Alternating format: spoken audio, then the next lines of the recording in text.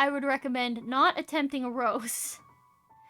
Now, if you are going to hand this off to an artist as just a simple design idea for your model, you can draw this simple little basic cartoon flower and then also send references of images from Google of the actual flower that you want it to be. That would be the easiest method. There is a kind of flower that's like weird and it goes like that. And then it's like bonk. And then I think it has leaves. I'm gonna call this lavender. Maybe. But you just wavy line all the way up. Wavy line all the way down. Line. Schwa, schwa. Very simple.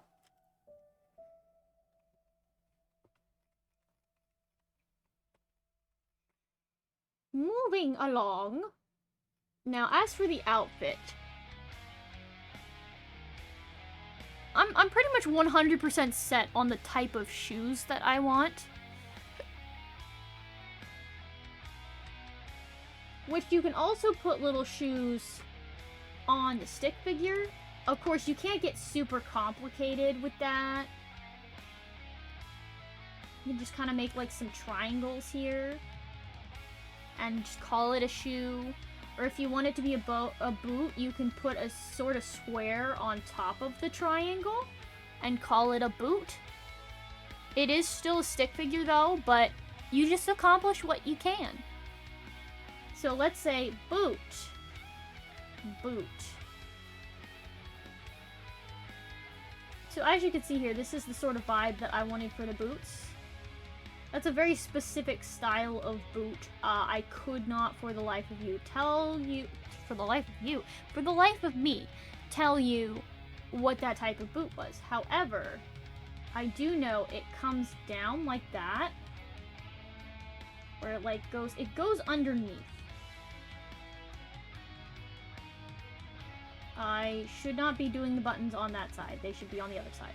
Okay, so then you have this, which is that part of the boot. And then I am going to give it a little heel because I can, and I think it would be cute. Cute little boot. Cute boot. Now, this part of the boot was going to be slightly darker in color, and this part was going to be white. It is good to kind of do a little bit of color planning as you go through, like what colors you want it to be. However, I personally am going to save that for when I do the full actual sketch and drawing, since I'll be moving into that once I finish my blob. So, things to do. I do love the shorts. The shorts, great. The shorts, cute. However, I have to figure out, how do I want the shorts to mesh with the rest of the outfit, essentially? So I have a couple of different shirt options that I scribbled on the stick figures.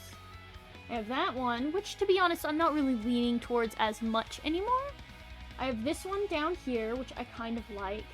And then this one up here, which I kind of like. I'm thinking about maybe combining the two. That way I have a combination of both. Like, I like it. I want it to be cute. I definitely want it to be cute. However, because of the way that the design here goes, it would have to be an open side, open back on the top. Because there's no way the wings would fit in there normally. So the one thing we definitely need to keep is how it connects. Oh, you got your plushie in the mail? Aw. But yeah, we want to keep the connection on the neck here, because that's going to keep it all in place. So we're gonna continue. We're gonna draw in these shoulders here. So I am gonna take this, and I'm gonna kind of use a combination of elements from both the potential design ideas we had.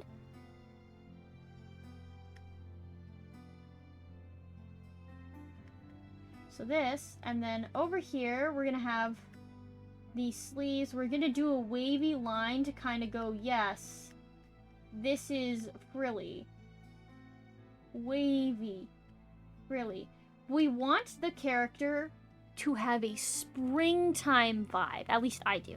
You can do whatever you want with yours, but for mine, I want it to have a springtime vibe. So I was going to do very pastel colors, with the exception of maybe the hair and the eyes. So we're going to do a nice little frilly-ish top that is gonna tuck in right about here to our little pseudo corset thing.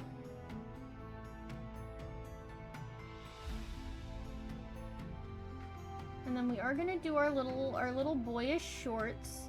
Maybe not quite like that, because I do not like that. We're gonna have that and that. I want button on.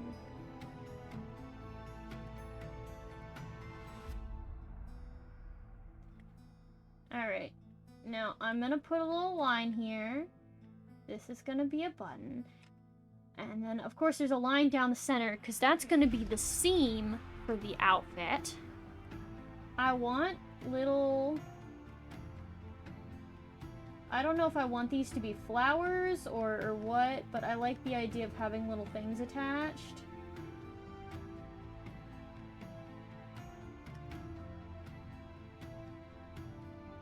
Now, I'm a fan of asymmetrical design.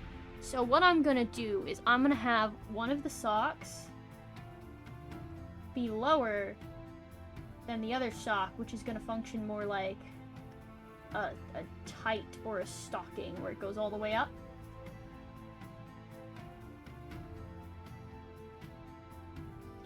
Now, essentially for this, we probably want it to be more like a halter top, since the back is going to be pretty much completely open. So we want that to like connect in here directly to that.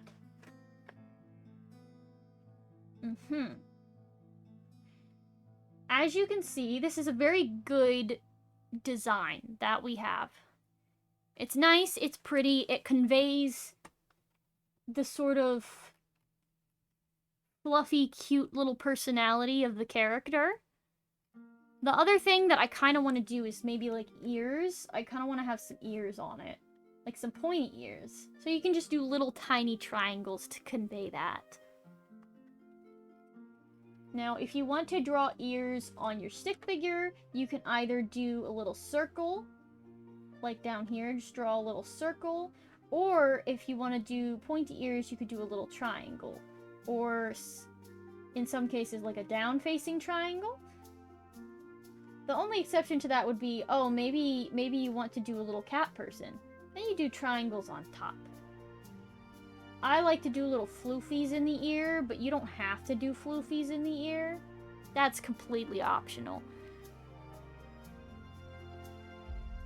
Tails are mostly just, no matter what the type of tail is, it's usually just a squiggly line. Very, very simple, very easy to get across. Now this right here is the layer that we have labeled design. We can get rid of this image now. Now, we will be falling back on this when we're drawing the actual model, which we are going to go into right now. This, today's stream is mostly going to be the sketching out and design portion of the tutorial, but that's okay. It'll be a long tutorial, and I want to get as in-depth as I possibly can, because I know I tend to get confused sometimes with tutorials. So, although I might go off on tangents sometimes, I will try to be as detailed as I possibly can. I'm going to do a really quick safety save, which I highly recommend at all times. You definitely want to save as frequently as you can, so that you don't lose any of your work.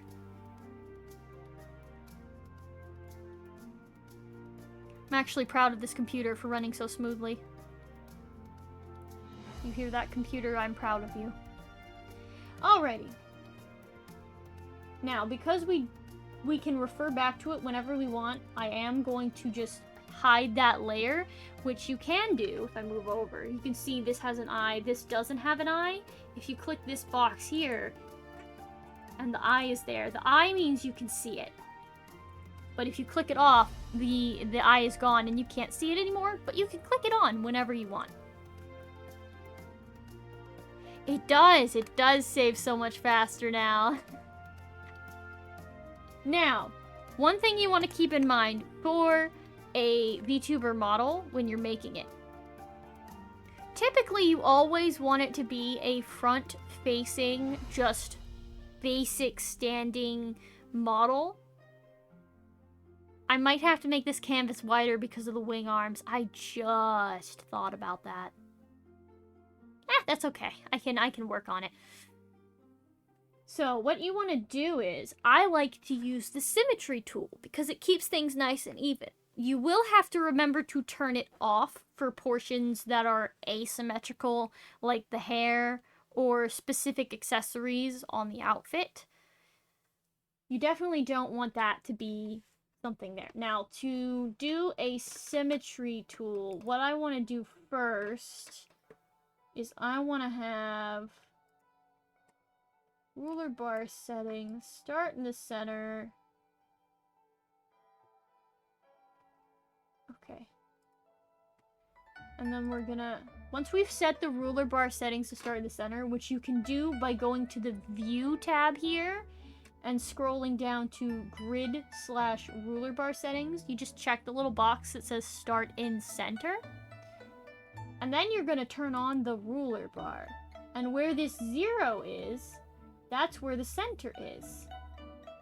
And I only say that because you want the canvas to be centered.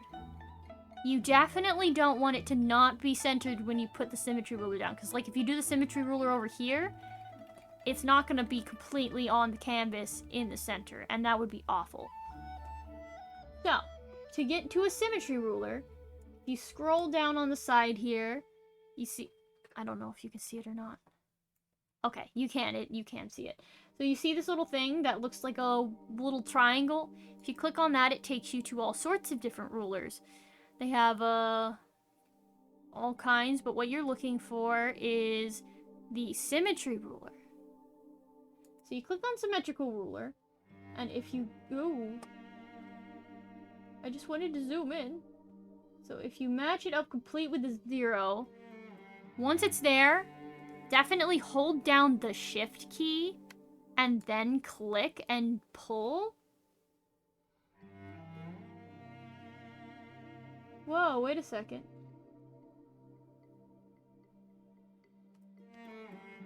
Why can I not see it? Hold on. Maybe you click and then hold the shift key? No. Huh? Oh, wait, I get it. I get what I'm doing wrong here. Silly me. Because the layer was invisible, it wasn't drawing on the layer. That makes sense. Okay, so make a new layer. Go to the 0. Hold down shift and click. And you see this line? As you're holding shift, it keeps the line perfectly straight. And then you can just release. Boom. And this is your symmetry ruler. Now what this is going to do is, if I decide, oh, I want to draw something here, it draws it perfectly symmetrical on the other side. So you don't even have to worry about it. Just always remember to turn it off when you're doing the non-symmetrical portions. Because of that, I like to have a dedicated layer just to the symmetry ruler. So like if I go over here, you have that. I'm just going to name this one layer ruler, so that I know which one it is. Although you can kind of tell it's got this symbol next to it, so you can kind of tell that it's the ruler layer, but naming it helps. Now, what I'm going to do is there's a little box that you can't see because it's just off screen, but it looks like the same symbol over here with a little box in the bottom corner. So if you go over there and you click on it, it's a drop down, and you can click on these options. the one that's checked is show only when editing target.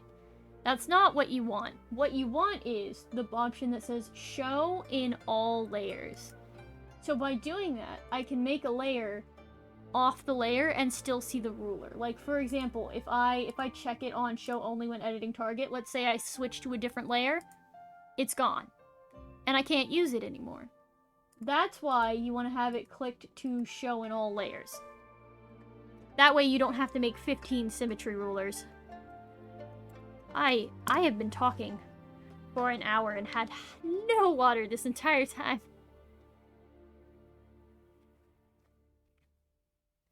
I'm actually quite thirsty.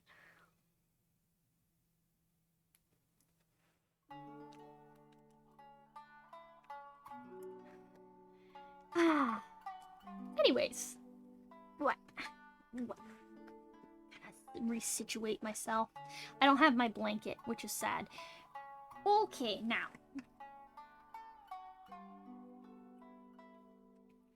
What we're gonna do now is gonna be like for real anime style drawing, not chibi, not blob, not stick figure.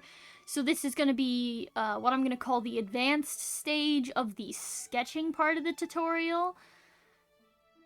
Now, what I've been using this entire time for sketching is, this is a tool that I downloaded off of Clip Studio Paint. Let me see if I can't find it for you so you know what it looks like. Sorry, I have a lot of brushes. No, that's not it. Where are you at? I have too many brushes. Is it like all the way at the bottom? Watch it be all the way at the bottom. Oh, no, there it is. So this one right here, I haven't the foggiest idea what that actually says. But, it is a brush tool on the Clip Studio Asset Store. And if you have Clip Studio and you want to know what this one is, I will try my darndest to try and find a link to this particular brush. But if it's not, because... Wait, no, that's not how I say words. But if I can't find a link to it, that's fine, because different people feel comfortable sketching with different materials. I know some people that sketch with an airbrush. You're awesome. Have a good stream. I lurk because it's almost midnight. Yeah, no, thank you for lurking. I love the lurkers in my community. If I weren't to like the lurkers, that would just make me biased. Because I lurk all the time. Alrighty. Now we're gonna name this layer, we're gonna name this one Sketch. Here, let me move so you can see it. Sketch, because this is gonna be the official sketch we're working on. How's the new PC? Look at how smooth my model is. I'm actually kind of afraid of this. It's weird. It's scary. But so far it's been running really good. The only downside is, for whatever reason, the Genshin launcher doesn't function. So I have to, like, do this weird manual launch thing instead of using the launch. It's weird. But otherwise, it's doing great so far. It's fantastic, even. Now. Sketchy sketch. We might have to move around the sketch at some point. Hey Chris, you missed the original portion of, not the original, the beginning of the stream where I was teaching how to design characters by using something as basic as a stick figure. I will be uploading this to YouTube later for anybody that missed that. But yeah. You can get a lot accomplished with just a simple stick figure. But yeah, onwards to the sketch layer. Now, I will definitely have to move this around. The vibe that I want the character to have is I kind of want it to have this, like, teeny bean vibe, but then again, I'm just super fond of teeny beans. Not like the teeniest of beans, because if I made her too much of a teeny bean, she'd just be a child, you know? So I want it to be a teeny bean vibe, but more like a short gal. Like a short, adorable short lady. I do have a couple of references that I have for shorter characters. I just gotta decide on the overall, like, proportions of the body. Oh, one thing that I got that is highly useful. So, this is gonna seem like cheating, I swear, but let me go through here. There's a thing on the Clip Studio Assets store. Hold on, I have to get through all the freaking... Aha!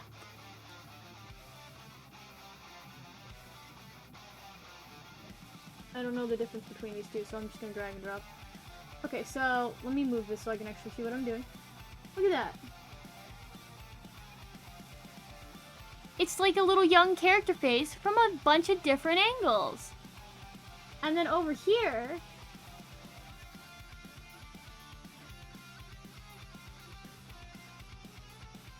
you have another one. Oh, that's weird. Oh, wow. Okay, so let's get rid of that one. Then look at that, look at that. That's like a slightly older one.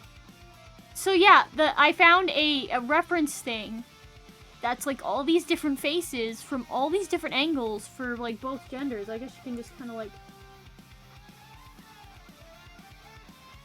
It's kind of interesting how they let you toggle on and off the eyelashes. Something about that just seems really funny to me. Huh. But yeah, no, they have a bunch of different age groups and all these different things.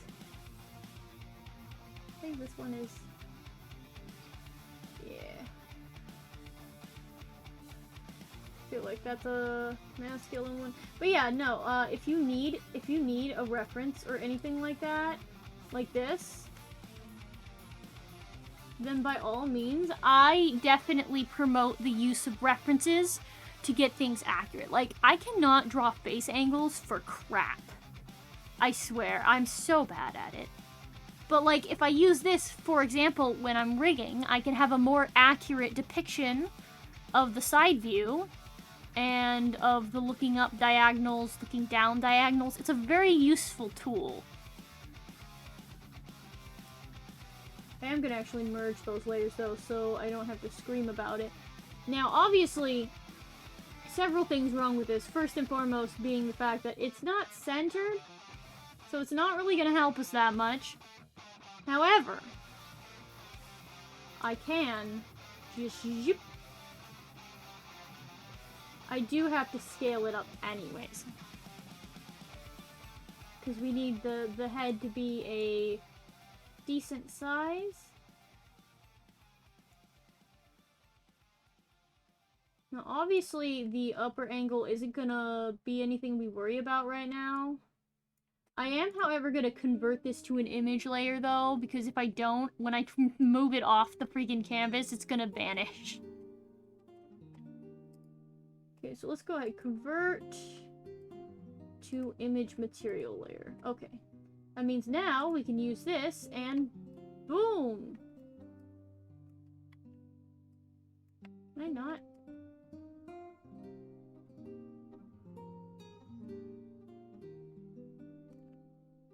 That'll probably be good. And then we gotta make it a little bit opaque because we don't want to rely on it too much. Because that defeats the point of it being a reference. You know what I'm saying? Like, if anything, you mostly want to use this to help you figure out the placement of different features, such as the ears, the eyes, the nose, the mouth. It's really good for helping with those kinds of things. It also helps me better dictate the width of necks, because that's something I'm bad at. But then again, the width of neck can also be a stylistic choice as well. So if something doesn't match your vibe, what you gotta do is just use it as a basic reference and then make whatever you draw match your vibe more. Don't feel forced to follow something exactly, because that's just tracing. And while tracing is a useful tool to learn, in the end, you will have to let it go once you've actually learned said thing. I still use tracing myself for learning some things, like specific posts? No, specific poses. Like, I'm not particularly good at dynamic poses. Sometimes I need help with hands. But yeah, if you need to trace to learn something, by all means, but you definitely want to do something to make it your own and not just a traced image. You want to do your own stuff with it. Like, for example, I'm gonna use this as a reference. I, however, will not be doing it exactly. So what you want to do for the base, for art tutorial lesson stuff, you always have the circle at the top. Now my arrows are always going to draw twice. So you always have the circle at the top. It's okay if everything's a bit cluttered and a bit dark for this first part, because we will be refining the sketch later. You always want to refine the sketch. Okay, so, and then you see kind of how, like, the jaw comes down to, like, here. So, from the jaw, you can either go up with it, which that looks a little bit janky, I will admit, I didn't try my hardest. Or you can, like, come down from the top where it's connected and do that. You can also choose to make the head rounder, which gives it a more childlike vibe, or more pointy, which gives it a more mature vibe. I think I'm gonna go for a more rounded look. Not too much more rounded, but just a little bit more rounded. So once you settle on, you know, the chin and the top of the head, I'm drawing so many arrows. Of course, you have the part where you have the neck. Now, if you aren't using a reference, you just draw a little circle to kind of pinpoint where you want the neck to be. You definitely want it to be centered, and then you can, like, I always do, like, straight up and down. They have theirs kind of, like, going at an angle, but I usually draw mine straight up and down. Now, their ears do appear kind of large here. I think that's because it's a younger-looking character. I might change that. It depends. I may or may not have to make the character here larger or smaller, depending on how I want the style to be. But then this is where our reference help ends, right? You see here, there's nothing here. Now, you do have, if you do a center line right here, usually if you don't, like, if we take that away, you do this little line here, and it will help you determine where to put the eyes. How I do eye placement, how I make sure my eyes aren't placed too far apart or too close together, is in the middle, you draw a circle, and then on the outside of that, you draw kind of circles of identical size, and this is going to help you with the eye placement. The middle circle here will be empty. There will be nothing in that. And this part is where you do the eyes. And then, of course, I'm thinking right about here is where we do the ears. See, I'm not being too reliant on the reference. You don't want to be too reliant on the reference. Now, around here, we have character. Figuring out how tall we want the character to be is going to be a challenge. You want to do, like, something here that's going to be like, ah, yes, this is the shoulder joint. Obviously, she's not going to have arms. Now, how I do the torso, this is going to seem a little bit weird, is I imagine the rib cage, because you got this sort of shape for, like, not really the rib cage so much, but the lungs. That's it, the lungs. I imagine the lungs inside the torso, yeah? Lungs. So you want the torso to encompass these lungs, and this is how I do the upper part of the torso. If that makes sense. Now, from there, we forgot to draw our line here, or rather, I forgot to draw my line here. usually you'd have a line drawn there. Now, as I said, you kind of want it to, like, match up here.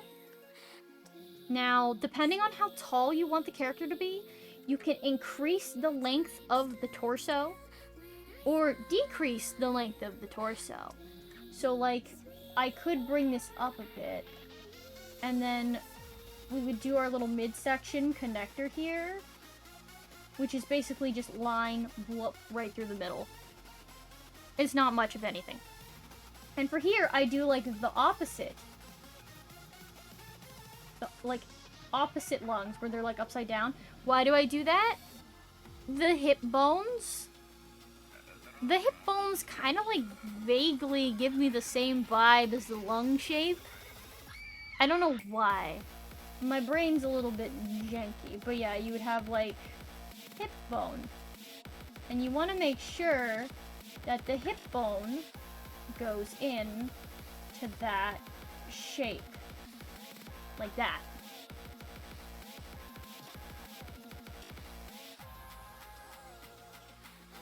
Now, one thing you can also do to give the character a younger vibe, if you're like, oh, I have a character that is a child, I need to draw the child character. Like if you're doing like a cute little family photo or something like that. Another way is that children are typically more boxy, so like they wouldn't have as many curves. So like if I were to just do, it's gonna take a second. If I were to just do like this and get rid of some of the curves, it's more boxy. The character doesn't appear as adult-like, they appear more childlike, and you can also like shrink in the parts, but I am gonna go back to what I had before because they are an adult. I will do a portion to explain the arms just because it wouldn't be fair to do an art tutorial and not explain how to draw arms and hands. We are, however, going to do the legs first. So for the legs, I like to do like a little curve here, and then go, ah yes, kneecap.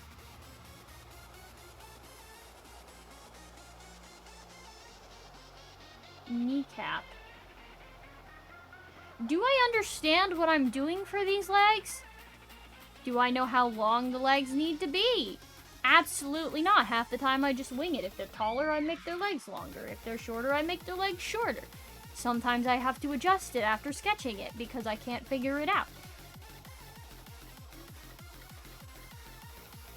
Now, for the other part of the leg, I do want to have like the calf sort of come out a bit.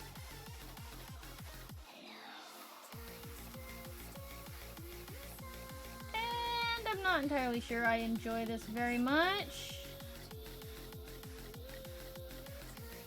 But that's fine. I'm thinking... Yeah, I think I just made her legs, like, too thick.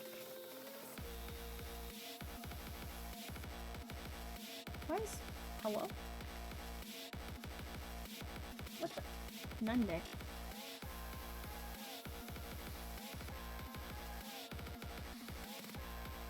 It's a little bit janky.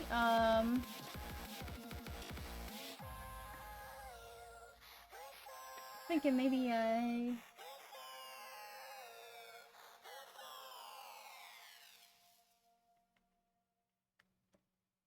yeah, I definitely want the legs to be a bit thinner.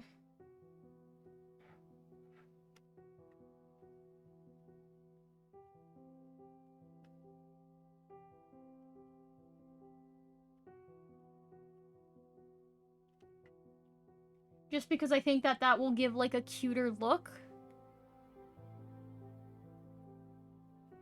Now, as you can see, I appear to be running out of canvas for the feet. So I have, indeed, drawn this character too tall. However, not a problem. You just grab your little selector tool, go over the sketch layer, select what you've done. They have a little box here that is scale up, scale down, rotate. So if you click on that, and you hold the shift key, and you do from the middle here.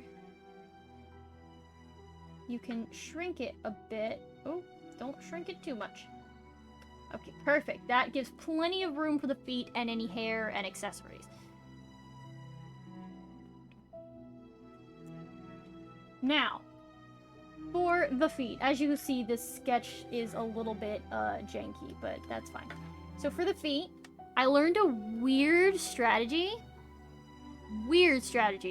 from Twitter, of all places.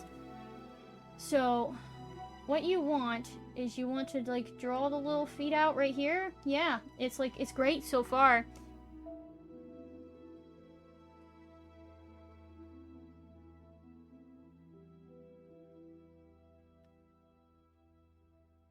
This makes no sense, but hear me out. Draw a duck face. Draw like a front-facing duck face.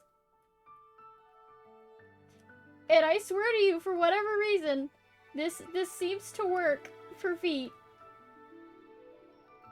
I don't know why. But I mean, look at it. Those are perfectly acceptable feet. Why does it work? No idea. Absolutely no clue. But you know, it did something, and we are gonna safety save before we start working on these wings. Now let's... The wings are gonna be a little bit more tricky, but we are gonna do a separate segment on the arms before doing the wings, just for fairness. So, I'll make a separate layer for this. So if you want your character, I gave my character like a more of a pigeon toad vibe because I really want her to have that hardcore, cutesy, Genki girl kind of vibe, which is why I went for the pigeon toad approach.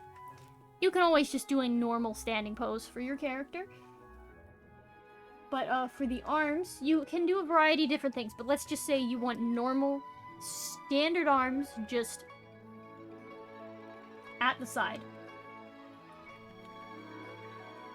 So, around here, around where the torso ends here, this is typically where I like to end the top part of my arm.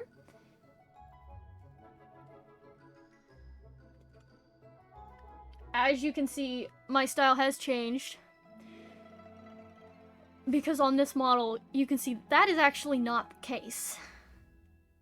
So it has changed a lot since then. But yeah, so you have a little arm here. And then from there, this would be like where the elbow is roughly. From there, you would do a little zwoop line out. And a little zwoop line back in.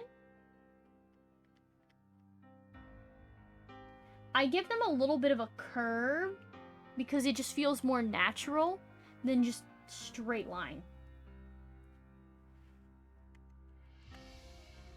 Now, as you can see, this kind of, if you draw a curved line, matches up a bit with the bottom of the waist. And this is going to be about where the wrist is. Now, from there, we stop with the circles, and I draw a box. This is my box. Something to keep in mind about hands is that if you kind of measure with your fingers and you put it up to the face, you want to kind of like compare how big is my hand on my face.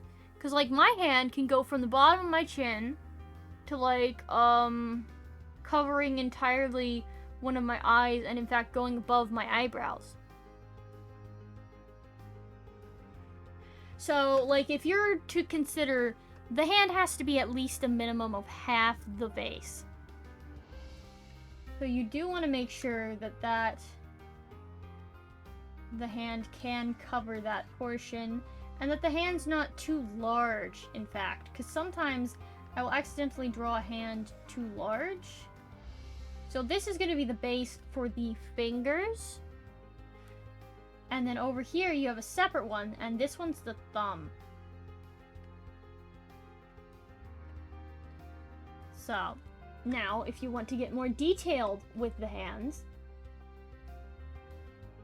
which I hate drawing hands, but every artist does.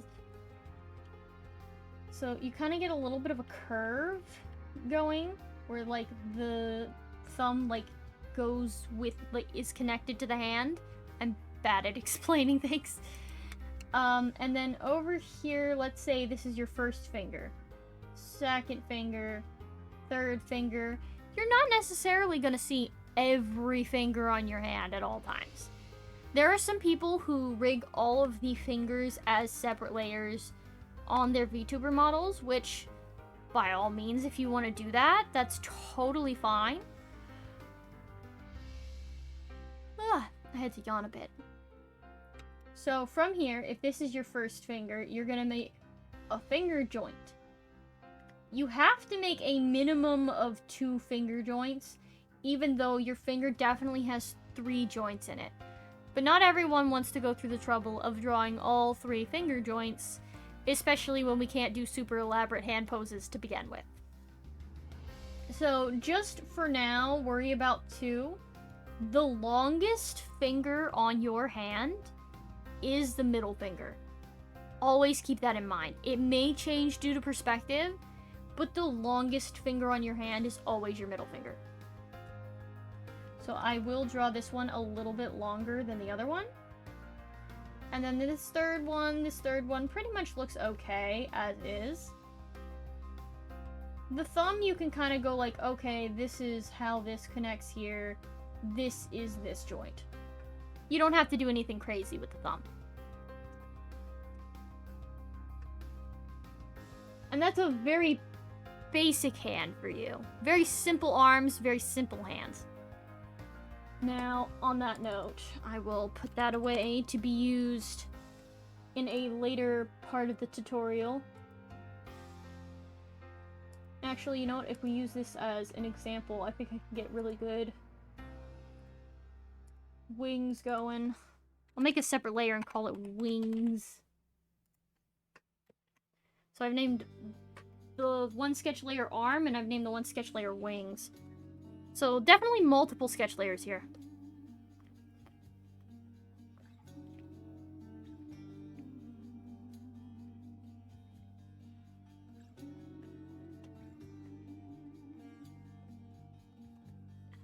Now, for wing,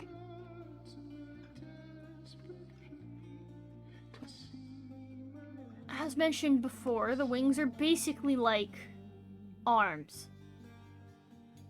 Just like little arms. Little scroungly arms. So, just like this first part of the arm, I'm going to take this, and I am going to have it be like this. However, a little bit skinnier, because it's wings. And then from here, we want this to curve outwards.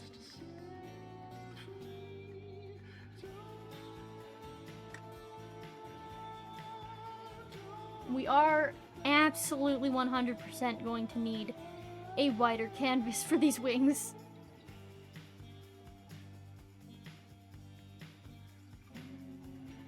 Okay, so from here, we're gonna go like, okay, we have the little thumba horn thing. I don't know why I called it a horn, it's a claw. And then if I were to sketch it out, yep, there we go. Off the canvas.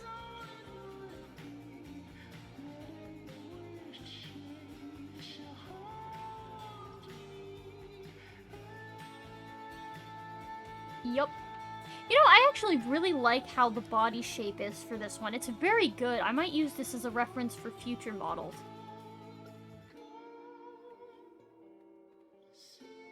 Alright, now we have to change the width of the canvas. Usually I would not have to, but in this case, I really do. So, that is edit, no, not transform. Change canvas size. And we're gonna be playing with the width.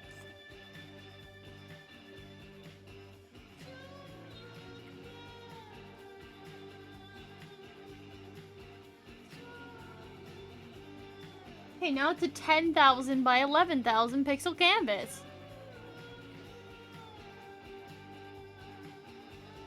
That's a lot. But it's what we need.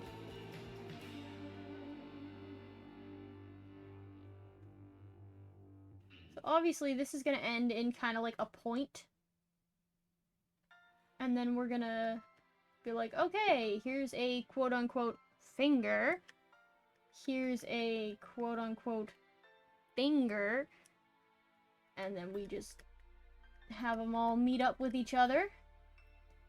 And then here we do that, and then that comes in, and that goes there. And then we have our little bat-like wings.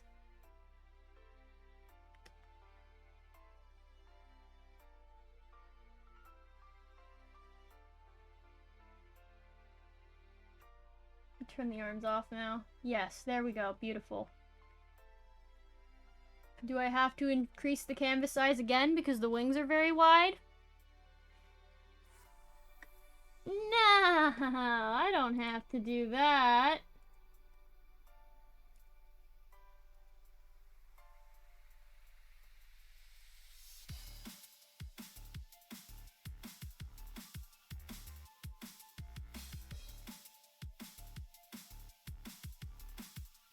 It's fine. Anywho, onto the more detailed... Wait, no, I forgot the tail. Okay, this is officially going to be the wings slash tail layer of the sketch. So we can do the... Okay, this is one of those steps where we have to turn off the symmetry rule, because here's why we need to do that. Let's say I want to draw the tail, right? Now she's got 2. Although I will admit, this kind of looks like a really dope start to, like, a dress. Like, if I were to just go, woo, and make it a dress. But no, that's not what we're going for. So all you need to do is just kind of click the little eyeball on the ruler layer. But bam, that symmetry ruler is gone. You are now free to do as you please. So let's say I take that and I go off to the side with it. Note how I'm sketching kind of like through the other layers so I can still see it. That will be important later. So let's say we're gonna end it here for a little bit, but you're like, oh, Ryu, where's the little barb you wanted on the end of the tail? This is just to signify how we're separating layers, because behind that, we're gonna have another sort of layer right here, and then another one that goes up. And then that one has the stabby barb on it.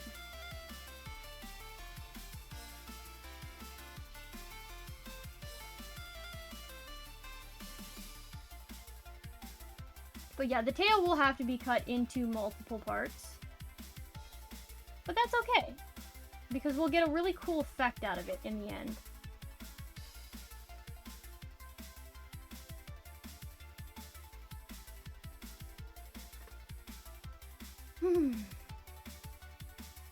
Very long tail.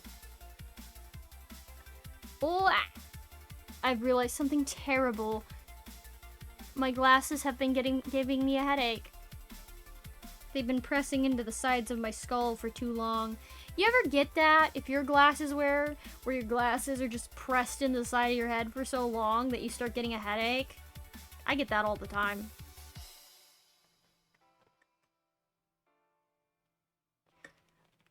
Wait, hold on. I may have to do something. Hold on. Let me save that real quick. I might have to do something.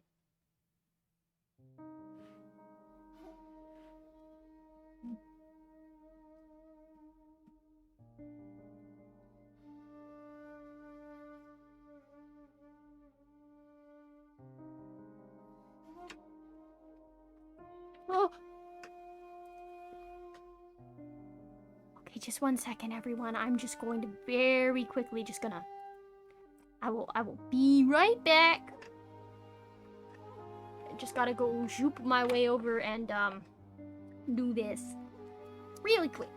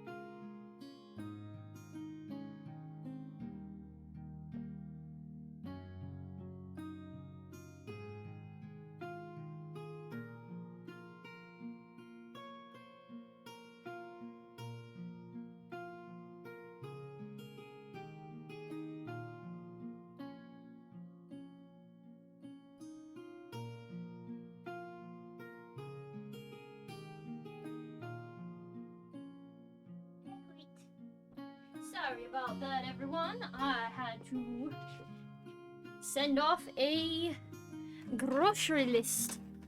That's fine. Had to send off a grocery list. But it's all is well now. All is well. Also, it gave me a little bit of a break from my headphones crushing my glasses into my face. What is on the side of my face? What is this? It's fine. Anywho, back to working on thing. I am enjoying how this is turning out so far.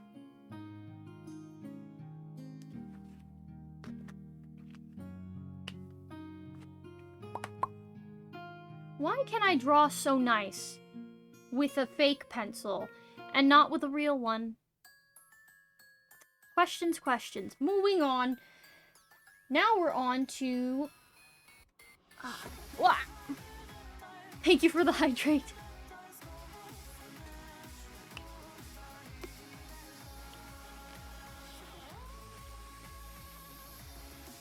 Oh my god, I just realized I forgot to turn off the ruler this entire time. I don't like to have it on all the time. It's very distracting. Okay. So now, we're gonna lower the opacity of this stuff here so that we can sketch the details, so to speak. I'm just gonna call this layer details. Actually, you know what? No, we're not. I'm gonna call this one face, because I kind of want to do the face and the clothes separate, because if I have them on separate layers, I can work on them separately with more confidence. If that makes sense. Because everything will need to be separate. Okay, so you will need to turn the symmetrical ruler back on. And now you need to decide how you want the face to look. Now, there's a wide variety of eye styles. There's a more narrow style. You can go for a traditional anime wide-eyed. There's something called droopy-eyed. There's the character type where their eyes are just closed all the same, like all the time. I do really like a style of eyes called sanpaku eyes. However, I don't use them very often, and I feel like it wouldn't work with this character exactly. Sanpaku eyes is great though, and I do have a character that I will be using them for, just not this one. So, first thing you want to do when you're drawing eyes is lashes. The lash placement will affect the overall shape of the eye. So you need to decide first, okay, do I want to actually be able to draw? Please, Clip Studio. I'm actually going to turn off the symmetry ruler so I can draw examples here. Okay, so types of styles that you can have. Okay, let's see. You have this sort of very simple, like, nah, whatever, I don't care type of eye, you know? And then you have the curvy line. Wow, oh my gosh, the world is beautiful, everything rocks eye. Then you have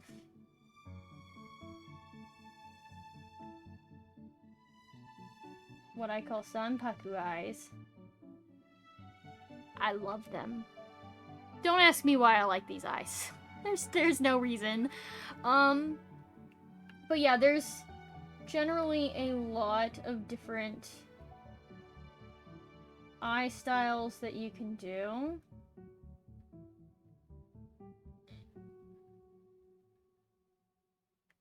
There's so many. But, it's good to think about what you want before you actually start doing it. Oh! Thank you for the donation!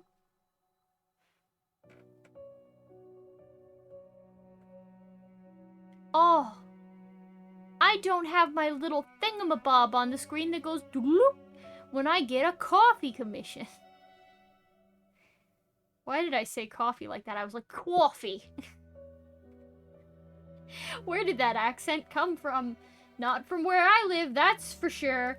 Okay, so these are all great examples of different eye styles that you can use. And I did use very simple shapes when scribbling them so that you could get the general idea of how those are done. And I will leave those there for now, as I turn back on the ruler. Okay. Now, I do want to go for a more wide-eyed look, because as I said, I'm trying to go for a very energetic, upbeat, peppy type of character.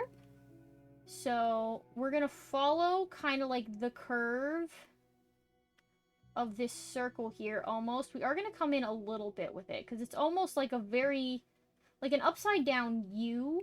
It's very wide. It's a very wide U. So, typically, you want the lashes to be a little bit thick. Well, actually, that really depends on your style, I think. But, this is the basic shape of the lashes here. Now, if you want to have... I like to have them come out into a point... Oh my goodness.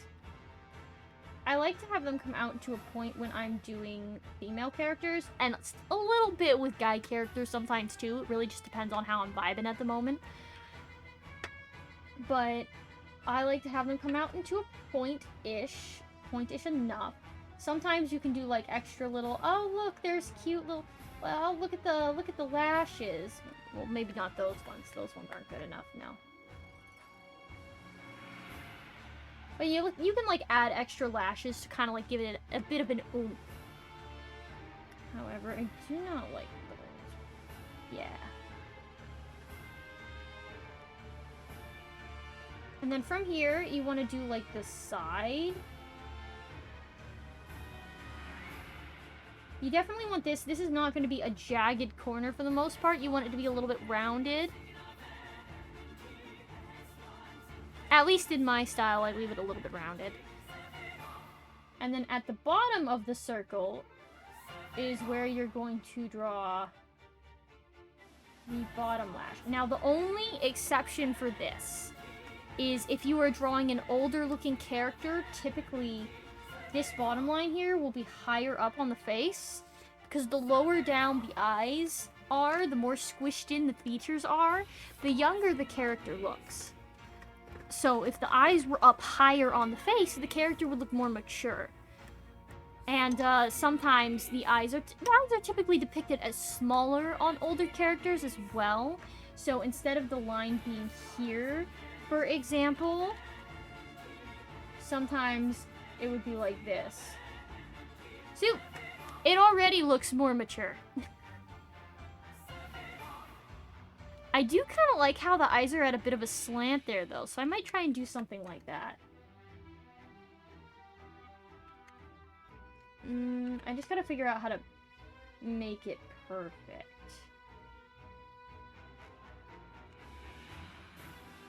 Maybe like that.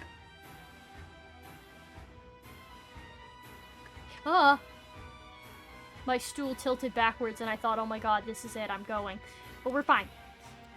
Okay, so once you do this, once you do the lashes, the next part of the eye that you're going to want to focus on is not the pupil. It's not the inside of the eye. No. We're going to focus on the eyelid. Typically, I go from the back part of, or mid, kind of like just past the mid part, and I make this little line right there for a very simple eyelid. You can also do more in-depth eyelids by doing something like that. That, of course, is completely optional.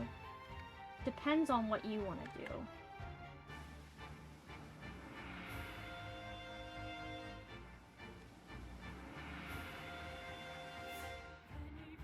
I'm trying to decide how I want this to look.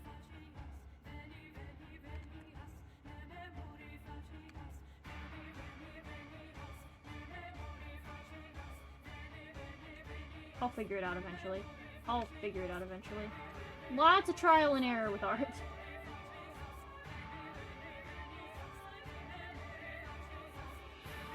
That'll do. If you think of the general shape of both the lashes and the eyelid, it's typically just a very loose, upside down sort of like line. I've unintentionally just made eyebrows. I didn't intend for that to happen, but you know what? That's fine. Eyebrows. So as I said, I wanted this character's to be a little bit thicker.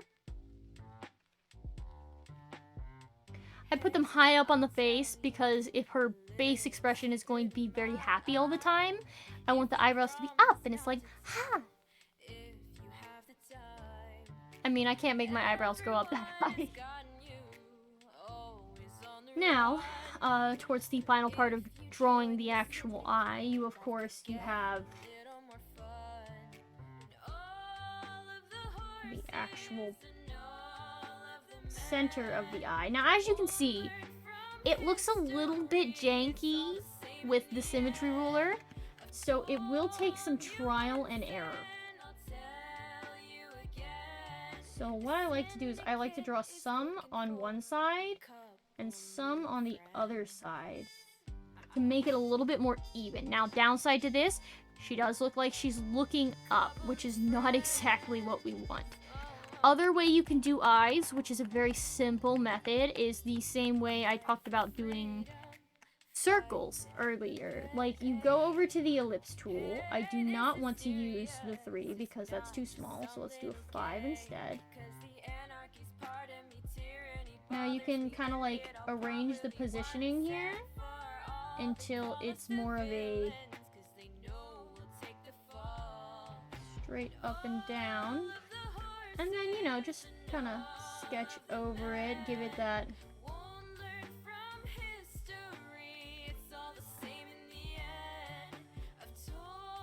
I may or may not make that part of the eyes whiter in the future, but this is a good enough start. Now for ears, I was talking about doing a sort of pointed ear, but I'm gonna do like a droopy pointed ear. Okay, let me actually explain the ears here, because I realize I'm doing this without explaining. That makes it a bad tutorial. Okay, so for a droopy ear, I kind of like, I come out with a straight line. I decide how out I want them to actually be first. And then once I decide how out I want them to be, I kind of like draw a line back in. But around here, I do a little boop out. Kind of give it more of an ear vibe, if it makes sense. And then we do the other line going in from out there. That one's kind of more of a straight. And then you do a line on the inside, and then another bloop. And then towards the top, you do a bloop. And then around roughly here, do a little squiggle. Maybe not like that. That's not a good squiggle.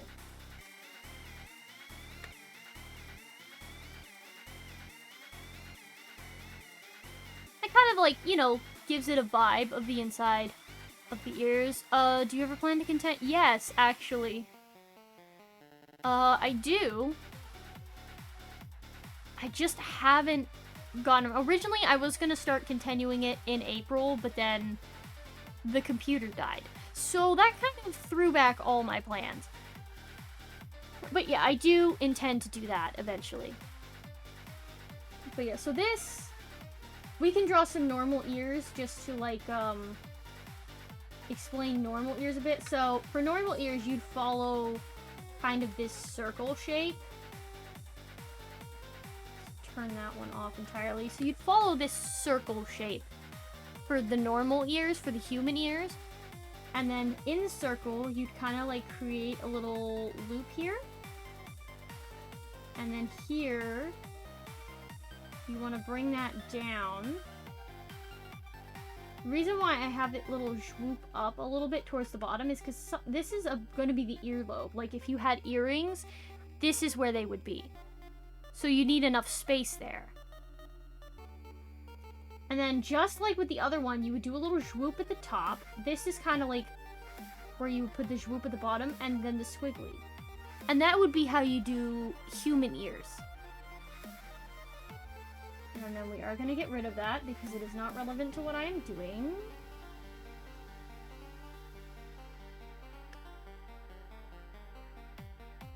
Yeah, no worries about that. No, I started getting more motivated on the comic when we started playing Fatal Bullet.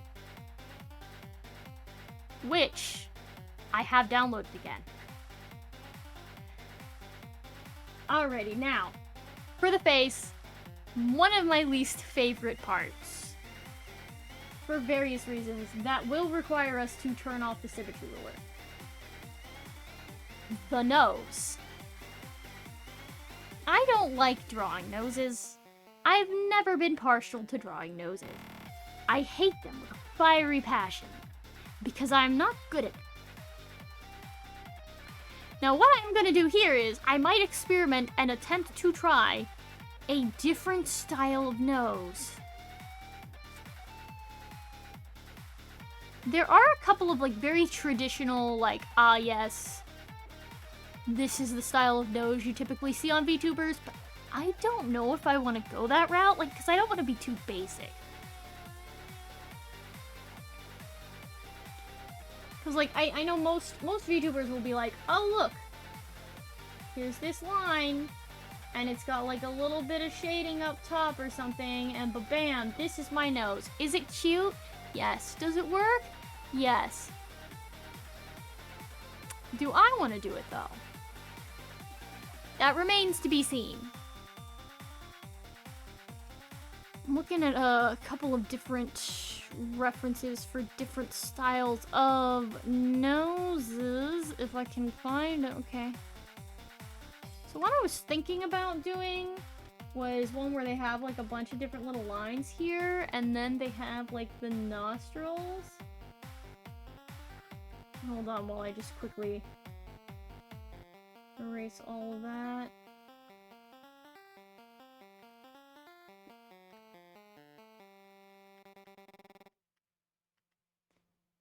Oh no, they do it the other way.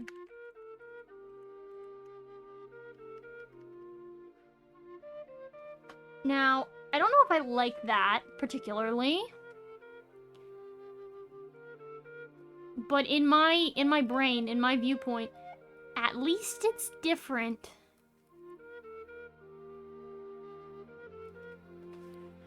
mean, I could do something like that and then, like, combine it with my usual style where I have, like, the shadow off to the side, but I feel like that would be a bit weird.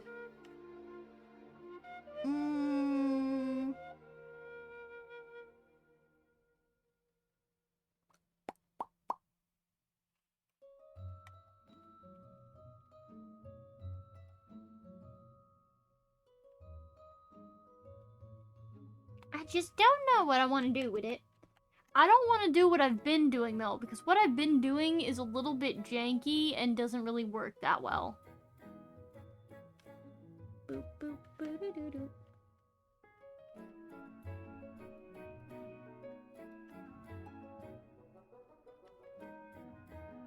Okay, let's actually...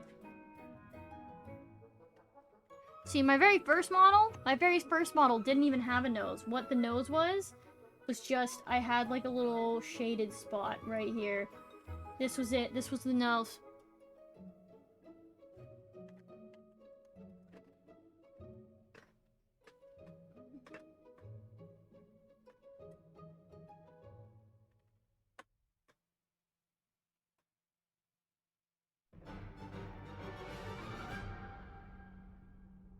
This is how I typically draw noses.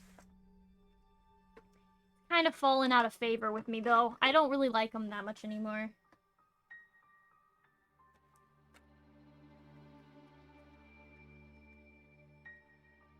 Yeah, I'm just not that partial to them anymore.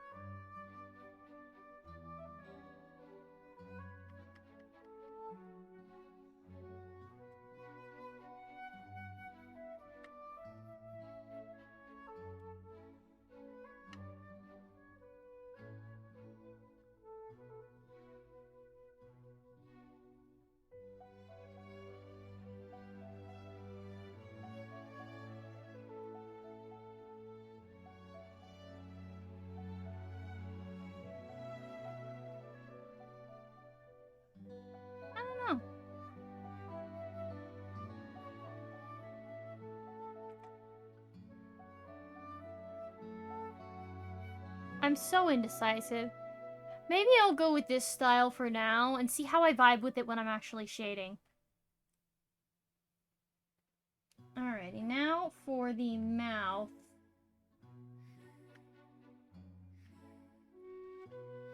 Should probably sketch the mouth on a separate layer because... Actually, you should sketch the open mouth on a separate layer because, like, for this one, you could just be all like...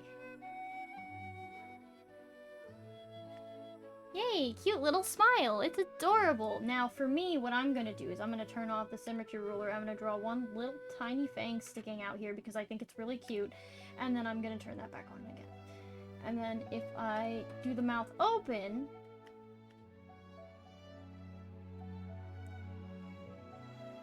Of course, we're gonna have the little fangies up here.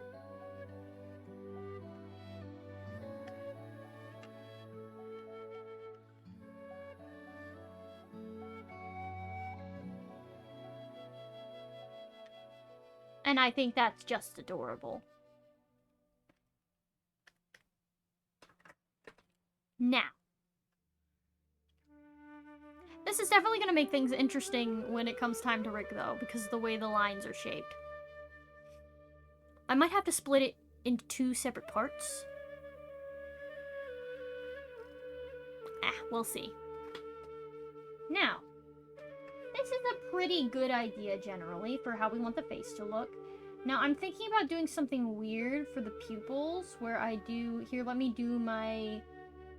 little awkward cross flower abomination. I was thinking about doing something cutesy like that because I wanted her to be tied to nature. Like, instead of a normal pupil, just have like a little flower.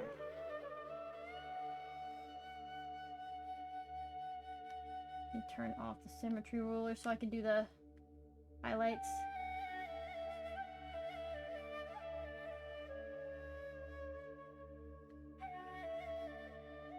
Cute. Okay, moving back to what we were doing.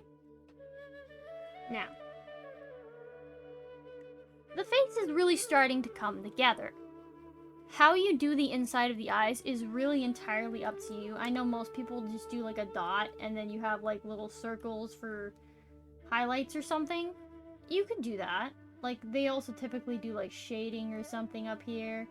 Oh my god, this is an abomination. Either way, you get the general idea for this. Some people will literally just shade the top and then call it a day and not, like, draw in a pupil or anything. Which is fine. Those are also pretty cute looking eyes. I just like to kind of diversify my portfolio with a bunch of different eye styles. Now, moving onwards, another part that is considered the face is, of course, the hair. That's right, my friends. The hair. Now, we will absolutely need the symmetry ruler off for this one, because the hair is not something you can do with symmetry unless you just have an abnormally symmetrical hairstyle. So, we kind of want the part of the hair to be like this point here. I want the hair to come down here, so we're gonna do our little light lines that we talked about earlier, except now we're gonna do them more detailed. Now, I don't want the hair to come down too long and cover her face too much. No matter what, everything has to kind of like come back into this line here. Although we are gonna make that a little bit more curvy there. Now, I like to do this thing where I put in a bunch of random lines like this up here, where I'll just go boop, boop, boop, boop, boop. There's no rhyme or reason to these lines other than me attempting to make it look more hair-like. Just give it a little bit more detail. Now, over here, we have the hair as well. It's still going to come back to this point.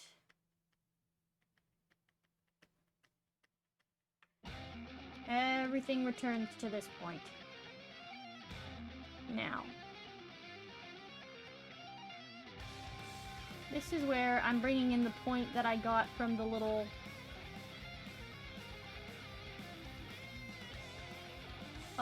the other sketch that I said, oh wow, I kind of like that. So now I'm making it more foofy with that in mind. However, oh, it doesn't work anymore. Oh, the travesty. Hold on. Can I...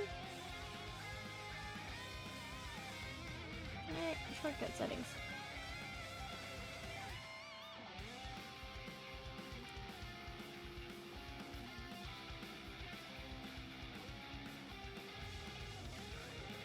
That's not it.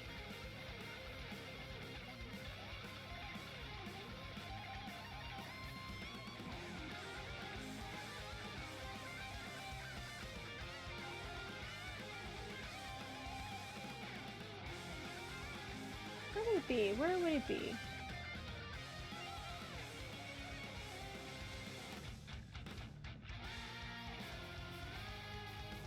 I'm trying to figure it out.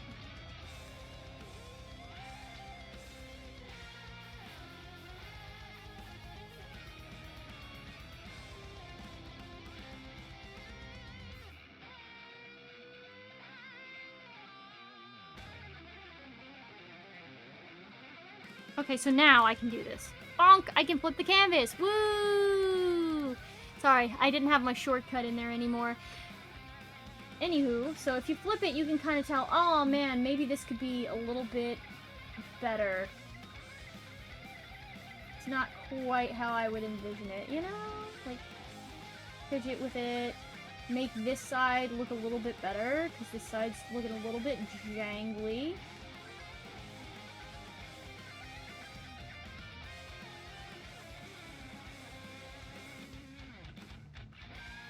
It's always important to flip the canvas when you're not using a symmetry ruler, because if not, some things might not look the way you think they do when you end up flipping it.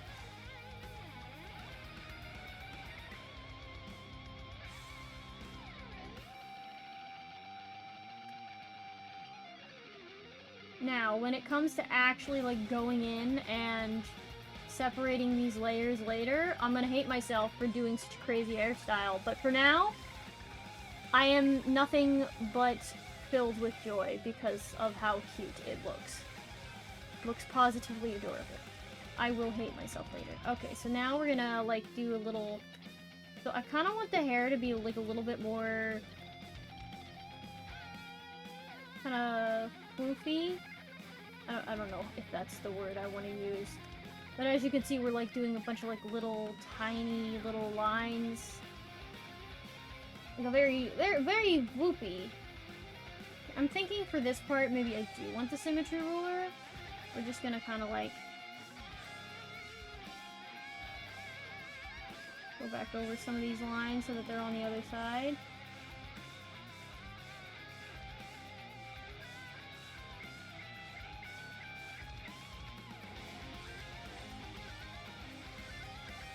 See, look, and now we have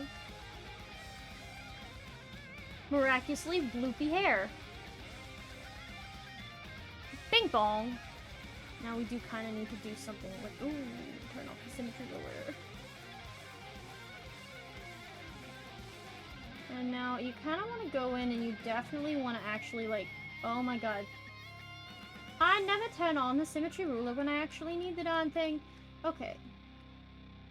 No. Chin is too chinny. Okay. By the way, if anybody has any questions while I'm actually working on this, I will absolutely answer. Because this is supposed to be a tutorial after all. So the way that I generally drew, like, the hair shape at the bottom there was we started with your traditional, oh, look, one of those. Oh, it's kind of curvy. Oh, but this time we kind of, like, did that and then did, like, a more gentle, like, attachment. And then we made them more rounded and did less of a hard line, and then we added these. So by making them more rounded, it's got almost a feathery vibe to it, which is kind of what I wanted to go for. I wanted it to appear almost feathery, even if she wasn't a feathered character.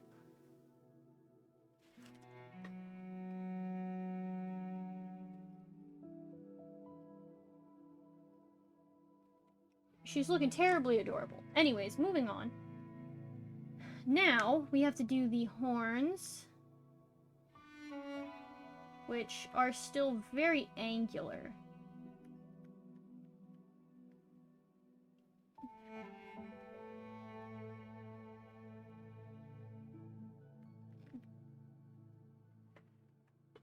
Do I want them that big? Do I? I do not. I do not want them that big. They're a little bit tall.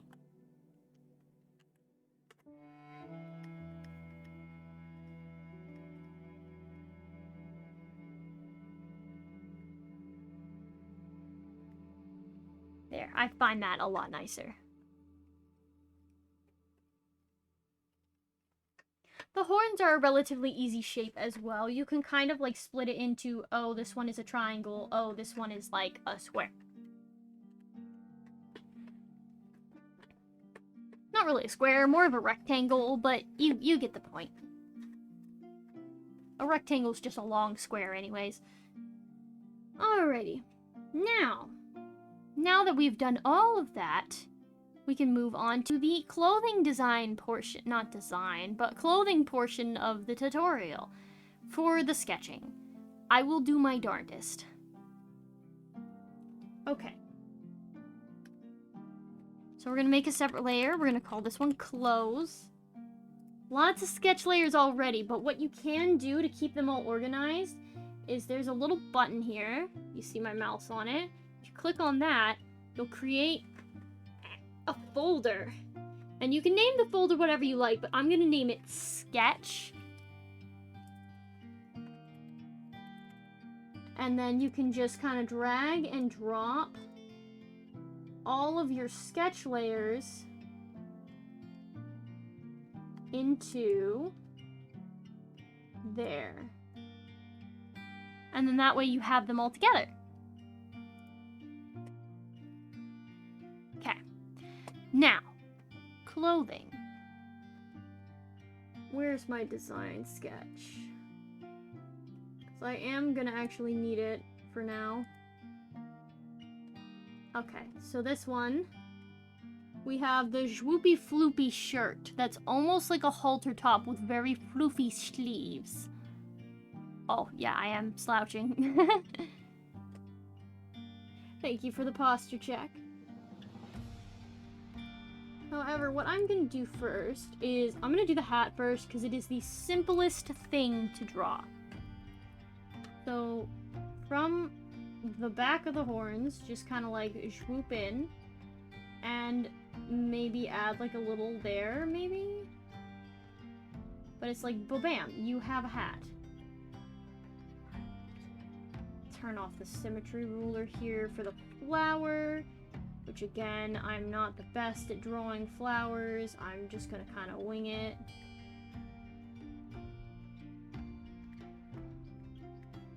I know that there are 5 petals. Maybe I'll have... I kind of want to do a thing where I have like more little flowers here, but like not in bloom. I'll figure it out later.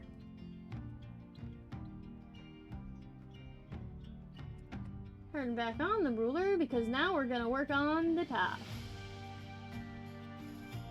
Or rather, I feel like we should work on the corset thing first. I'm gonna do more of a rounded.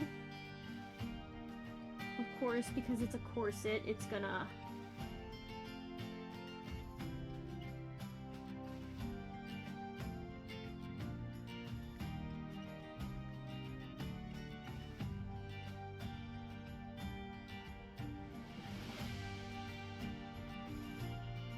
So you can add random lines to like add details to it.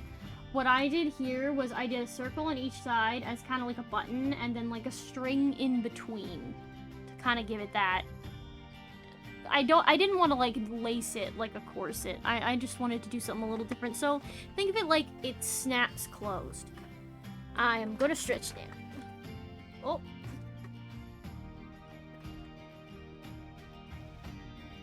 Oh. Damn it.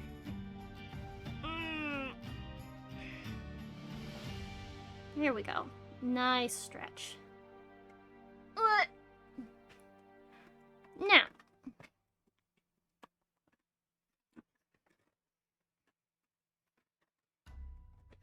For the top, it is going to be a bit loose. Especially since it has to, like, go like this. Okay, so to explain the folds here. Where it is tucked in, I don't know how to draw folds. So I do these weird little V's, like open V's and sort of semi-U shapes. And that is how I do the fold. See, like I'm doing like... You can see where it's a combination of like V's and U's. And I just draw them very lightly so they're like not as like closed, you know? If anybody needs any more elaboration on that later, I will absolutely elaborate. But now we have, of course, this is going to be where we have the neckline of the top. And we do have frills. So the way that I do frills is you draw like the line out. That's going to be the basic starting line for the frills. And then out, in, out, in. And then just kind of have them meet in the center. And then where... Let me zoom in for you. You can see here where this part of the line here is. You're gonna bring that in. And you're gonna do that on all of those. And then on the outer part, first and foremost, that needs to go around so that, you know, it goes behind. And then here, on this outer part of this line here, that comes in. And as you can see, it looks a bit like frills now. And then maybe, like, add some, like, lines or something to zhwoosh it up or something like that. Maybe draw in the rest of your neck. And you're gonna do the same thing for the sleeves, since the sleeves are basically just really very floopy. So down, draw these sort of lazy, wavy lines.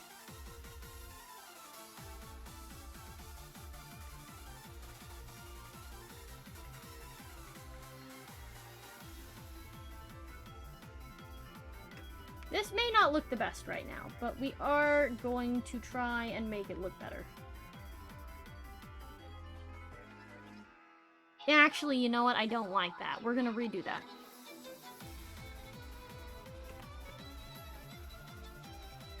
I think what I need to start at is I need to start at the bottom.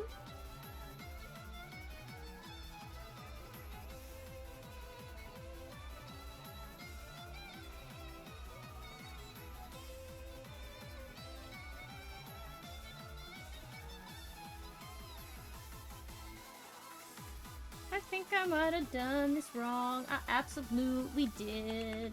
Can't follow my own tutorial. Okay.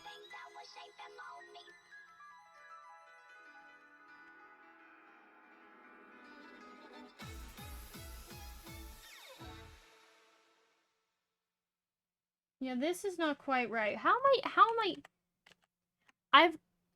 You'll have this happen with art sometimes, where you're so sure on how to draw something, and then you attempt to actually do it, and it just doesn't function the way it does in your brain. I'm having one of those moments right now. But you know what? Everyone has those moments. It's fine.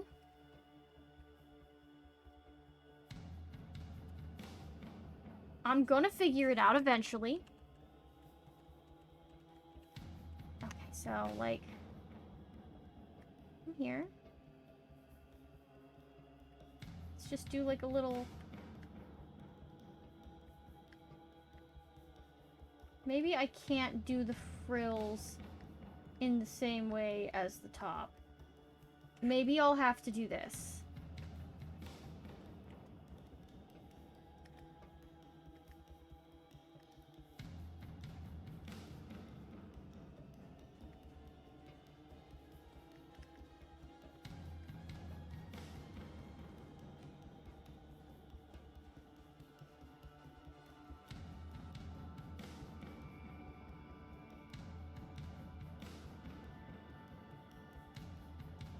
Hold on while I just...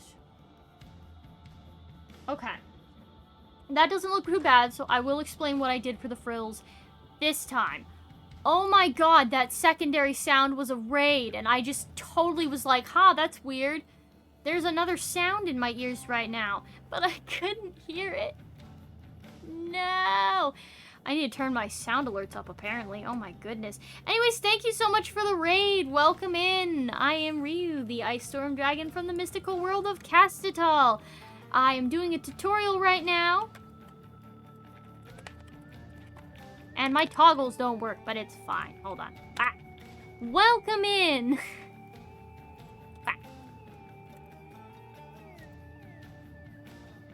Yeah, oh my gosh, Thradix, look how smooth the motion on my model is. Oh my god.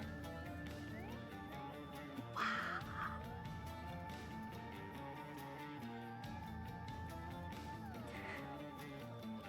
It's great. No, so, to explain how I did these frills, because as you can see, I did them differently from these. Which means, in order to make them match, I am probably now going to have to redo these. Does it suck a little bit? Yes. Will it look better in the end? I certainly hope so. We're gonna erase this line as well. We want it to look nicer. Okay, so what we're gonna do is we're gonna erase these frills. You know, you get the experience of having me explain how to do them, so if you ever want to do that style of frill, you can. You know how. And then we're gonna draw in the rest of the neck. Okay. So the way that I did these frills right here is I couldn't do this effect and have it function with the way that they go up the sleeves. So I did a different style of frill where I just kind of did an almost boxier style where you go out and you kind of like swoop and then in and then in and then in, and then all I did was I added like some folds to the fabric and did that. I am gonna erase the neck a little bit on this though. But yeah, see that? It's a very nice, clean looking frill.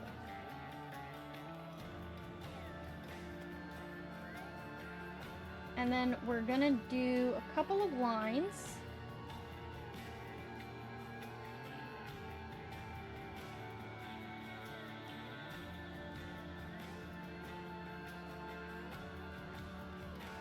So the outer part has lines, the inner part doesn't.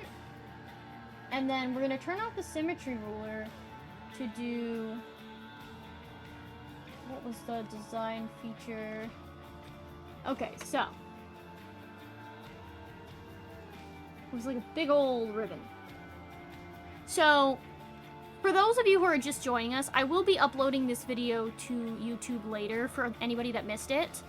You can also feel free to rewatch the VOD, but I started out instructing how to draw, starting with very simple stick figures and like even just putting little faces and little clothes on the stick figures, because not everyone wants to jump straight into something so daunting as doing like a chibi or doing like a full body picture.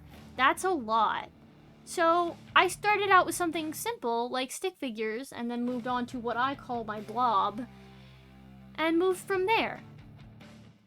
I started out with the design portion because some people don't actually want to draw their own character. They want to just kind of like have someone commissioned to draw it for them. And it just works out so much better when the artist has like a proper reference to work from.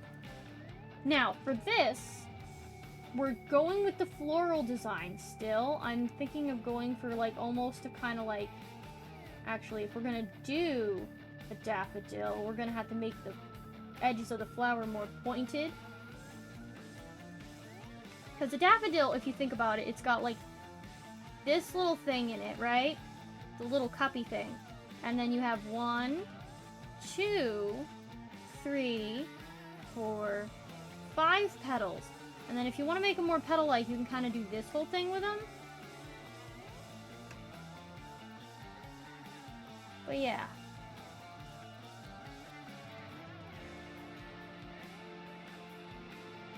Actually, you know what I might do?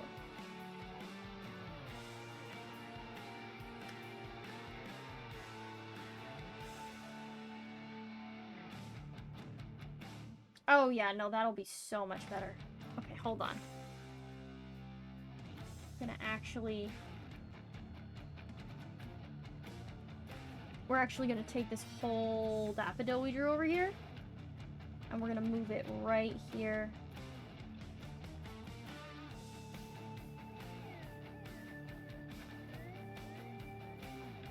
We can refine it later, but I like the idea of having a bigger daffodil. Each flower has their own special way of being drawn. Roses have their own special way of hurting me. And then from here, we're gonna do the little loose, swoopy, ribbony things.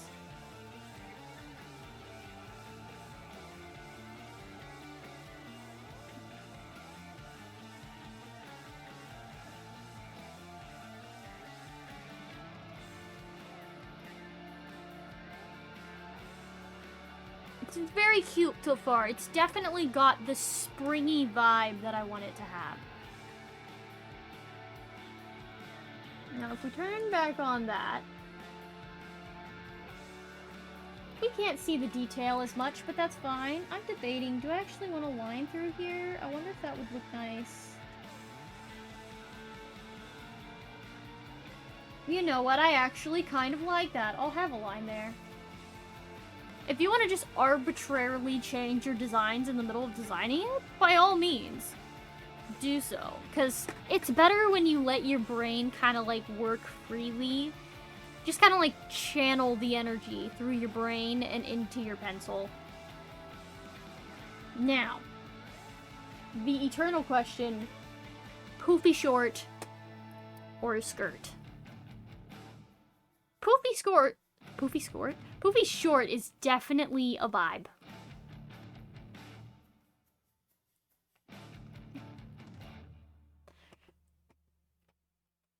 Okay.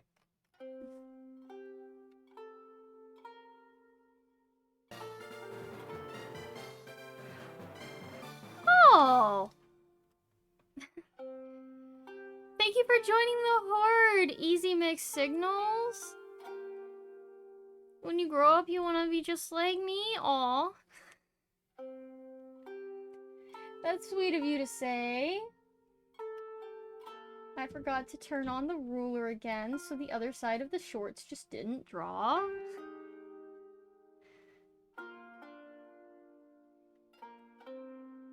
Okay. At the base of the shorts, you want like a little line here. They are gonna kind of like run into each other a bit. And doing folds here can be very awkward. You just kind of have to guesstimate it. Now, from here, do that. Fix that there. Okay. Wait. Oh, I'm stuck. Oh no. I can't get too stuck, because if I get too stuck, I'll get a foot cramp. I crouch on my chair like a little gremlin. I'm sitting like L from Death Note right now. Anyways, cutesy little... Oh, that's the wrong pen tool. Cutesy little poofy shorts. Now, just like what we did up here, this whole thing, we're gonna go in and we're gonna do some, like, very light V and U kind of shapes to give it the illusion that it's kind of, like, tucked in to a spot like this. And then on the outside, I want to have button, because I think it's cute. And then we will have this seam that will connect us here. And then I forgot what I did on the design. That's okay. That's why we have this. It looks like over here I did another flower thing, and then I did maybe like a ribbon.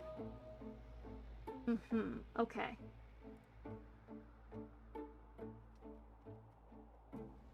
Ooh, wait, it's gonna be asymmetrical. Let me turn off that ruler. Okay, so over here... Actually, if I do another flower on that side, all the flowers will be on the same side. So we're just gonna flip the canvas and do the flower on the other side. So, because we're going with the daffodils, we're gonna do another daffodil. We're gonna daffodoo till we daffodon't. I'm terrible, don't look at me.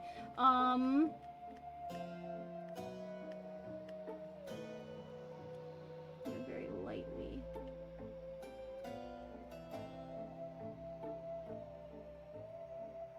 Very lightly do that. We have our little daffodil in place here, and we're gonna do another little ribbon thing. That's gonna go down right here.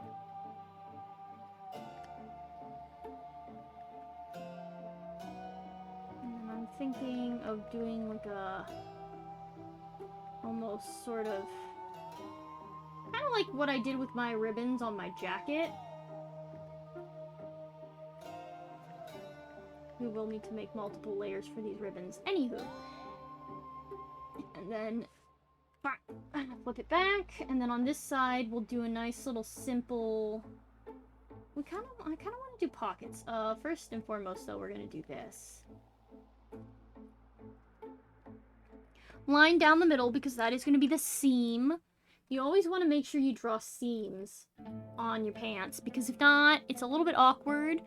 But if it's like a sweatpants or like very loose pants, it makes more sense if you don't draw the seams sometimes, because they're kind of like less visible on poofy pants like that. Okay, and on this side, we want to do like a little ribbon as well. The only question is, where do we want this ribbon to come out of? Or would it be better to just do it without the ribbon?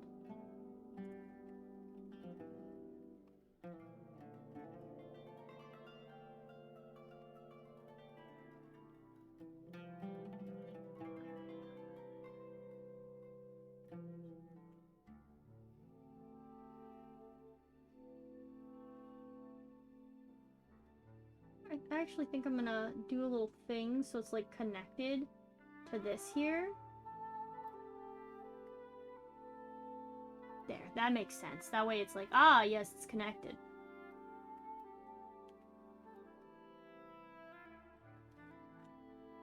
Turn back on the ruler for a second so that I can do pockets. Inner seam, which is completely optional. Turning off the ruler.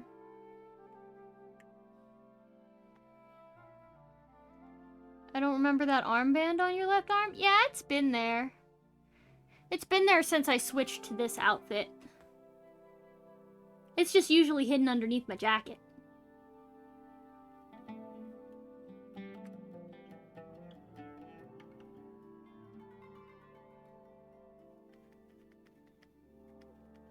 Thinking maybe I do like a shorter ribbon here.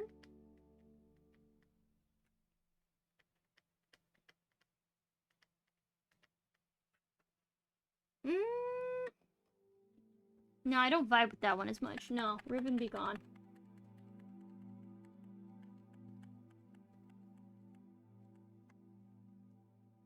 However, I might be more than willing to do something like that. Like a little tiny ribbon here. Do I want to do frills on the shorts as well? Maybe. Let's see. No, friend. We need ruler on.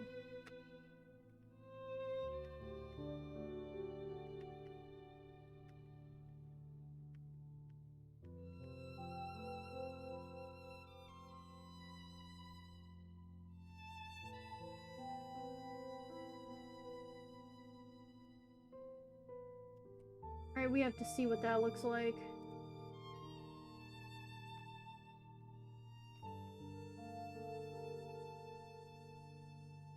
I mean, I don't mind it with the frills.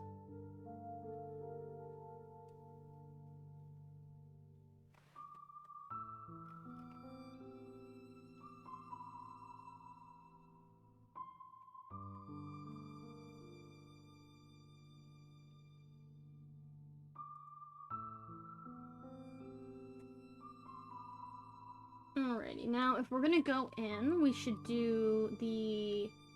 How did I do the stockings? Okay, yeah, that one was shorter. That one was shorter, that one was longer. Okay, so this one's the shorter one. Oh, I forgot. Symmetry's on, that's okay. This is why you need to remind yourself when the symmetry ruler is on and when it's not. Alright, so now for this, we're gonna come down here. We're gonna kind of like follow the curvature because it's gonna be a little bit out from the leg though, because it is a boot. It is a little bit out from where it would be.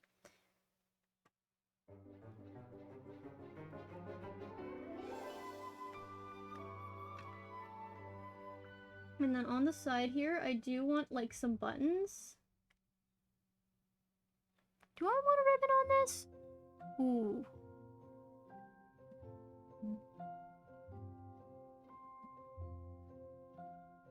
Decisions.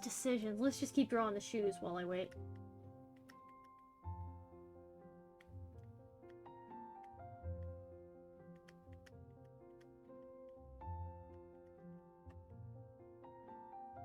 And we are gonna have like a little bit of a bottom part to the shoe.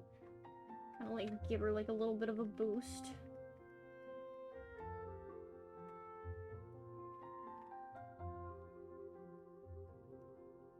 And we will do a little something here for the kneecap.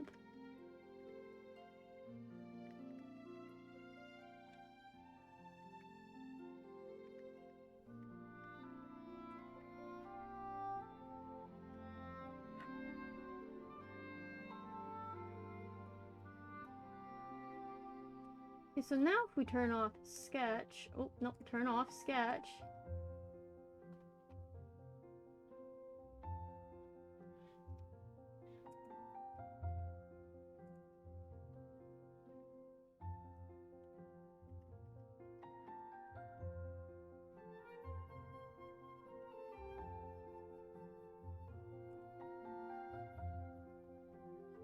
As you can see, we have a perfectly lovely sketch of this character. Now, I will get rid of all the little tutorial elements here, because right now they're detracting from the main image, so to speak. Oh, wow, I'm not very clever. Hold on. Wrong layer. As I said, always be sure what layer you're drawing on.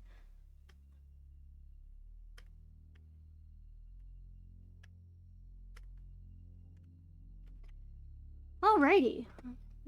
So this is the beginning of the creation of this little Wyvern Vtuber model. Now always be sure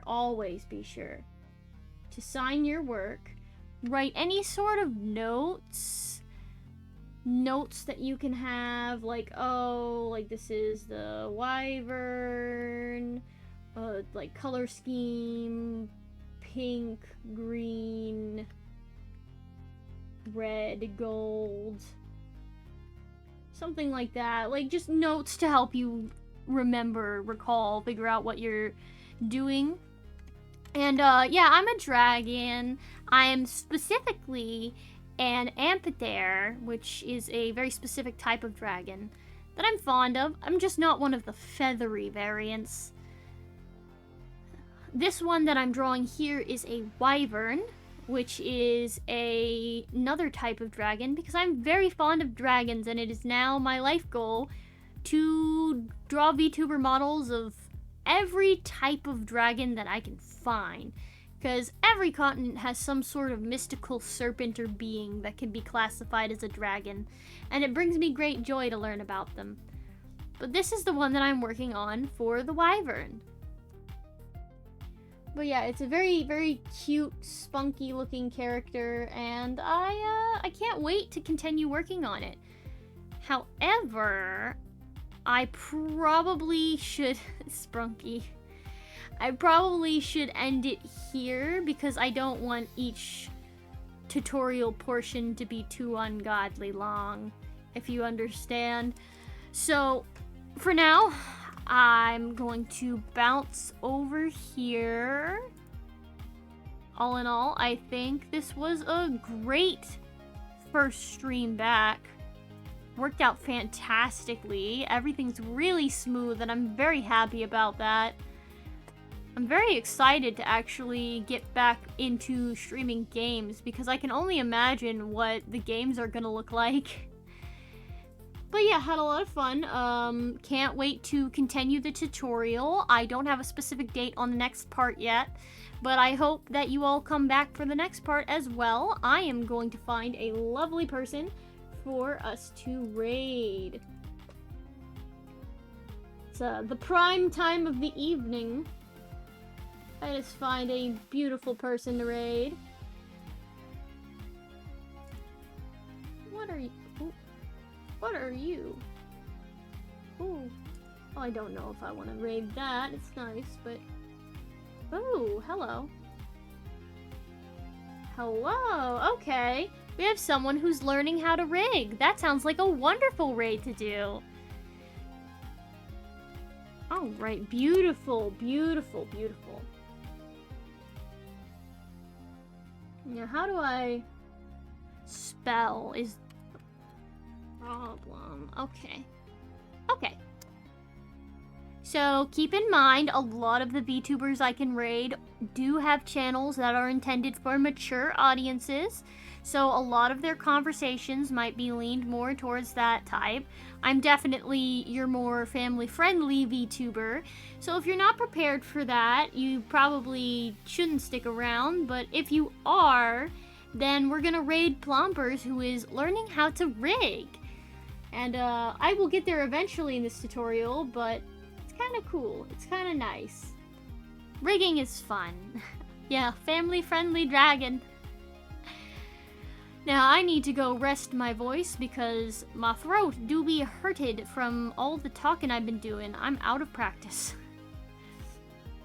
Well, I will... Oh, it's not working again. I will bid you all adieu.